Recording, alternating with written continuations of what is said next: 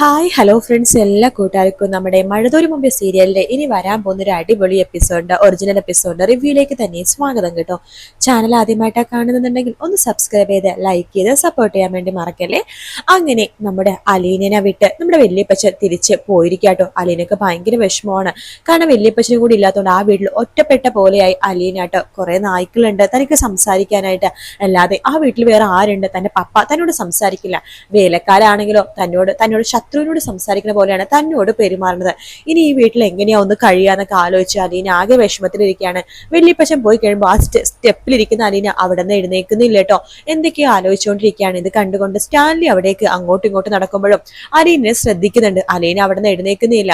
കുറച്ചു നേരം കഴിയുമ്പോഴേക്കും സ്റ്റാൻലി അലീനയുടെ അടുത്തേക്ക് വരുന്നുണ്ട്. അലീന എന്ന് പറഞ്ഞു വിളിക്കുമ്പോൾ അലീന വേഗം എഴുന്നേക്കാണ്. എന്താണ്, സമയം എത്രയെന്ന് അറിയില്ലേ എന്ന് ചോദിക്കുമ്പോ, അയ്യോ സോറി പപ്പ, സമയം എത്രേ?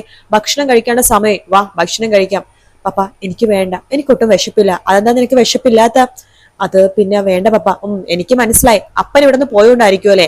അപ്പനെ മാത്രമല്ലേ നീ ഈ വീട്ടിൽ മനുഷ്യനായിട്ട് കാണുന്നുള്ളൂ. ഈ വീട്ടിൽ ബാക്കിയുള്ള ഒരു മനുഷ്യര് തന്നെയാണ്. നീ വാ ഭക്ഷണം കഴിക്കാം. ഭക്ഷണം എന്തൊക്കെ സംഭവിച്ചാലും ഭക്ഷണം സമയത്ത് കഴിച്ചിരിക്കണം. അതാണ് ഈ വീടിന്റെ റൂള്, മനസ്സിലായോ? പപ്പ പ്ലീസ്, എനിക്ക് ഭക്ഷണം വേണ്ട, പപ്പ എന്നെ നിർബന്ധിക്കരുത് എന്ന് പറഞ്ഞിട്ട് റൂമിലേക്ക് പോവാൻ അലീന എന്ന് പറഞ്ഞിട്ട് നമ്മുടെ ലാലിച്ചൻ വിളിക്കുന്നുണ്ടെങ്കിലും അലീന അത് കേൾക്കാത്ത പോലെ റൂമിലേക്ക് പോവാട്ടോ. നമ്മുടെ സ്റ്റാൻലിക്ക് കാര്യം മനസ്സിലായി. കുട്ടി പോയതിന്റെ വിഷമമാണ് നമ്മുടെ അലീനക്കെന്ന്. ഇതെങ്ങനെയാ ഒന്ന് മാറ്റാ എന്ന് നമ്മുടെ സ്റ്റാൻലി ഇങ്ങനെ വിചാരിക്കുന്നുണ്ട്. ആദ്യമായിട്ട് ആ സ്റ്റാൻലിയും ഭക്ഷണം കഴിക്കാത്ത കേട്ടോ. നേരെ റൂമിലേക്ക് പോകുമ്പോൾ അലീന അവിടെ വിഷമിച്ചിരിക്കുകയാണ്.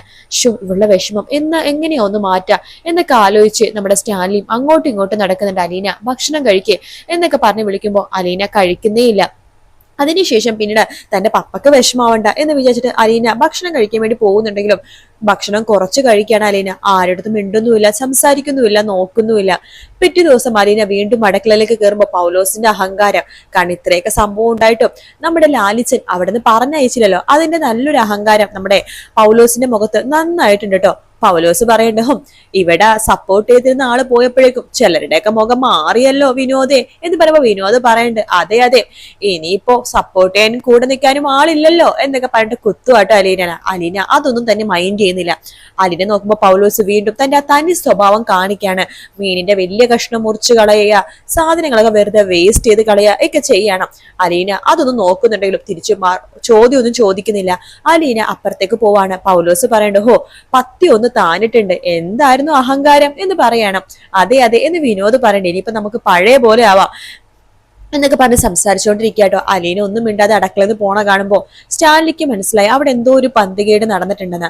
സ്റ്റാൻലി അടുക്കളയിലേക്ക് പോയി നോക്കുമ്പോഴേക്കും അലീനെ പറ്റി കുറ്റവും കുറവും പറഞ്ഞുകൊണ്ടിരിക്കുകയാണ് ഈ പൗലോസ് വിനോദിനോട്. ആ പെൺകൊച്ചിന്റെ ഒരു അഹങ്കാരം, മീൻ അങ്ങനെ വെട്ടാൻ പാടില്ല, മീൻ ഇങ്ങനെ വെട്ടാൻ പാടുള്ളൂ, പച്ചക്കറി കളയാൻ പാടില്ല, അത് ചീഞ്ഞാൽ അത് മാറ്റിക്കളയണം, ഇത് വെട്ടണം, ഇത് എടുക്കണം, പെറുക്കണം, എന്തൊക്കെയായിരുന്നു. ഇനി എന്തായാലും ആ അഹങ്കാരം അത് അടങ്ങിയല്ലോ എന്നൊക്കെ പറയുമ്പോ ലാലിച്ചൻ അകത്തേക്ക് കയറുന്നുണ്ട്. പൗലോസേ, നിങ്ങൾ ആരെക്കുറിച്ചാ ഈ സംസാരിച്ചുകൊണ്ടിരിക്കുന്നത്? അത് പിന്നെ മനസ്സിലായി, എന്റെ മോളെ കുറിച്ചാണ് നിങ്ങൾ ഈ സംസാരിച്ചുകൊണ്ടിരിക്കുന്നതാ. നിങ്ങൾക്ക് അതിനെക്കുറിച്ച് വല്ല ബോധമുണ്ടോ? എന്റെ മോൾ ആരാന്ന് നിങ്ങൾക്ക് അറിയാവോ? ഈ വീട്ടിലെ ഓളിഞ്ഞോളാ ഞാൻ കഴിഞ്ഞാൽ ഈ വീട്ടിലെ സ്ഥാനം എന്റെ മോൾക്കാണ്, മനസ്സിലായോ? എന്റെ മോളെ കുറിച്ച് കുറ്റവും കുറവും പറഞ്ഞുകൊണ്ടിരിക്കണം നിങ്ങളുടെ ജോലിയല്ലേ? ഇന്നലെ എന്റെ മോള് വന്ന് പറഞ്ഞ കാര്യങ്ങളൊക്കെ സത്യമാണെന്ന് എനിക്ക് നന്നായിട്ട് അറിയാം. പിന്നെ പൗലോസും വിനോദൊക്കെ വർഷങ്ങളായിട്ട് എന്റെ കീഴിൽ ജോലി ചെയ്യുന്നത് മാത്രമാണ് ഞാൻ നിങ്ങളെ സപ്പോർട്ട് ചെയ്തത്. പക്ഷെ അതൊരു തരമാക്കി എടുക്കരുത്. എന്റെ മോളെ ആരെങ്കിലും അപമാനിച്ച, എന്റെ മോളെ വഴക്ക് പറഞ്ഞ അതേ സ്റ്റാൻലി സഹിക്കുമെന്ന് നിങ്ങൾ വിചാരിക്കേണ്ട. അതുകൊണ്ട് എന്റെ മോൾക്ക് വേണ്ടിയിട്ട് ഇനി പൗലോസിയുടെ ജോലിക്ക് നിൽക്കണമെന്നില്ല. അയ്യോ സാബ്, ഞാൻ അതിനൊന്നും ചെയ്തില്ല സാബ്, നീ പറഞ്ഞതൊക്കെ ഞാൻ കേട്ടിരുന്നു. അത് മാത്രല്ല, ഇങ്ങനെ ധാരാളിത്തമായിട്ട് സാധനങ്ങളൊക്കെ വെറുതെ കളയുന്ന ആൾക്കാരെ എനിക്ക് ആവശ്യമില്ല. എന്റെ മോള് പറഞ്ഞത് തന്നെയാ ശരി. എന്തിനാ ഈ ഫുഡ് ഇത്രയും വേസ്റ്റ് ചെയ്യണത്? ഞാൻ എന്താ പൗലോസിന് പറഞ്ഞിട്ടുള്ള തലയും വാലും കഷ്ണം എനിക്ക് വേണ്ടെന്നേ പറഞ്ഞിട്ടുള്ളൂ. ബാക്കി കഷ്ണങ്ങള് പൗലോസ് എന്തേ കാണിക്കണത്? പച്ചക്കറി അരിയണത് ഇങ്ങനെയാണോ? ഒരു കാര്യം ചെയ്യാം, എന്റെ മോള് നോക്കിക്കോളും. എന്റെ മോൾക്ക് അടുക്കളപ്പണി മാത്രല്ല, ഒരു വീട് എങ്ങനെയാ നോക്കി നടത്തേണ്ടതൊക്കെ നന്നായിട്ട് അറിയാം. ഇവിടെ ആരുടെ സഹായം ഇല്ലെങ്കിലും എന്റെ മോള് എന്റെ കാര്യങ്ങളൊക്കെ നോക്കിക്കോളും. ഇവിടെയാണോ പണിയെടുക്കാൻ ആളെ കിട്ടാത്തത്? ഇവിടെ വീട്ടുപണിക്കാണെന്നുണ്ടെങ്കിലും കാറ് ഓടിക്കാനാണെങ്കിലും ആൾക്കാരെ ഒരുപാട് കിട്ടും. സാലറി മാത്രമേ പ്രശ്നമുള്ളൂ. ഇത് നിങ്ങൾക്ക് കൊടുക്കുന്ന ഇരട്ട സാലറി വെച്ച് ഞാൻ വേറെ ആൾക്കാരെ വെക്കും. അതുകൊണ്ട് പൗലോസിന് ഇവിടെ നിന്ന് പോവാം. അയ്യോ സാർ പ്ലീസ് സാർ, ഞാൻ ഇനി ഒരിക്കലും തെറ്റ് ചെയ്യില്ല സർ എന്നൊക്കെ പൗലോസ് പറയാട്ടോ. പക്ഷെ സ്റ്റാൻലി അതൊന്നും കേൾക്കുന്നില്ല. പൗലോസിന് ഇവിടുന്ന് പോകാം, അതാണ് എന്റെ തീരുമാനം എന്ന് പറഞ്ഞിട്ട് അകത്തേക്ക് പോവാണ്. അങ്ങനെ പൗലോസ് അവിടെ നിന്ന് വീട് വിട്ട് ഇറങ്ങുന്ന ഭാഗമാണ് നമ്മളിനി കാണാൻ വേണ്ടി പോകുന്നത് കേട്ടോ. കേട്ടോ. അതേസമയം അലീനടുത്ത് ആ ഒരു വിഷമവും കാര്യങ്ങളൊക്കെ മാറ്റാൻ വേണ്ടിയിട്ടാണ് നമ്മുടെ സ്റ്റാൻലി ഇതൊക്കെ ചെയ്തെന്നുണ്ടെങ്കിലും അലീനക്ക് അങ്ങനെ വിഷമവും കാര്യങ്ങളൊന്നും മാറുന്നില്ല. അലീന ഓരോരോ ദിവസവും ഓരോരോ മണിക്കൂറും സെക്കൻഡുകളും തന്റെ വല്യപ്പച്ചൻ തിരിച്ചു വരുന്നതും കാത്ത് അങ്ങനെ അങ്ങ് നിൽക്കുവാട്ടോ. സ്റ്റാൻലിക്കും വിഷമാവുന്നുണ്ട്. സ്റ്റാൻലി അലീനയുടെ അടുത്തേക്ക് പോകുന്നുണ്ട്. അലീന എടുത്ത് ചോദിക്കേണ്ട, നീ എന്താ മോളെ നിന്റെ പപ്പയായിട്ട് കാണുന്നൊന്നുമില്ലേ? നിനക്ക് എന്നോട് ഒരു ഇഷ്ടോ സ്നേഹോ ഒന്നുമില്ലേ മോളെ? ഞാൻ നിന്റെ ആരുമല്ലേ? പപ്പ എന്താ ഇങ്ങനെയൊക്കെ പറഞ്ഞത്? അല്ല, അപ്പം പോയി കഴിഞ്ഞപ്പോഴേക്കും നീ ഈ വീട്ടിൽ ഒറ്റപ്പെട്ട പോലെയാ നീ നടക്കുന്നത്. ഞാനെന്ന് പറഞ്ഞ മനുഷ്യന് നീ മൈൻഡ് പോലും ചെയ്യുന്നില്ല. അയ്യോ അങ്ങനെയൊന്നുമല്ല പപ്പ, പെട്ടെന്ന് വല്യപ്പച്ചൻ പോയപ്പോ ഒരു വിഷമം പോലെ എന്ന് പറയാണ്. എനിക്ക് മനസ്സിലാവുന്നുണ്ട് മോളെ. നോക്ക്, നീ ഞാൻ പറയണ കാര്യം ഒന്ന് അനുസരിക്ക്.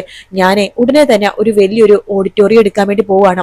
അവിടെ വെച്ചിട്ട് ഒരു പരിപാടി ചെയ്യാൻ വേണ്ടി പോവാണ്. നമ്മുടെ ബന്ധുക്കളും നാട്ടുകാരും അറിയാവുന്ന സുഹൃത്തുക്കളും എല്ലാവരും അവിടെ വരും.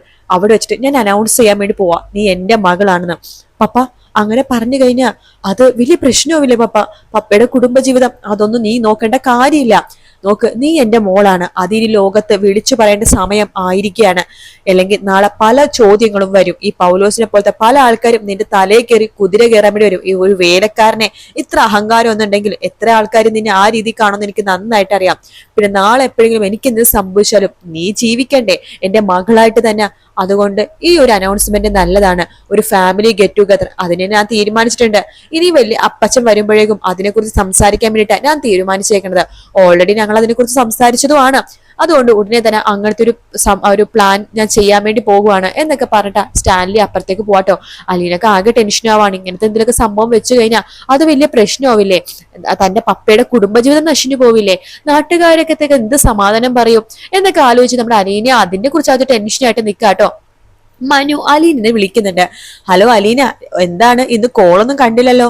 അലീന പറയണ്ട്, അത് വല്യപ്പച്ചൻ ഇന്ന് തിരിച്ച് തറവാട്ടിലേക്ക് പോയി. ഓഹോ, തന്റെ പ്രിയപ്പെട്ട സുഹൃത്ത് തറവാട്ടിലേക്ക് പോയപ്പോ തനിക്ക് വിഷമമായി കാണുമല്ലേ? അല്ലാതെ പിന്നെ വല്യപ്പച്ചൻ പോയപ്പോ ഇവിടെ ആകെ ഒരു ശൂന്യത, എന്തോ വല്ലാത്തൊരു അവസ്ഥ പോലെ. താൻ ടെൻഷൻ ആവണ്ട, വിഷമിക്കണോ. വല്യപ്പച്ചൻ തിരിച്ചു വരില്ലേ? പിന്നെ ഞങ്ങളെല്ലാരും തന്റെ കൂടെ തന്നെ ഇല്ലേ? തന്റെ വിഷമം മാറ്റാൻ വേണ്ടി ഞാൻ അവിടേക്ക് വരണോ?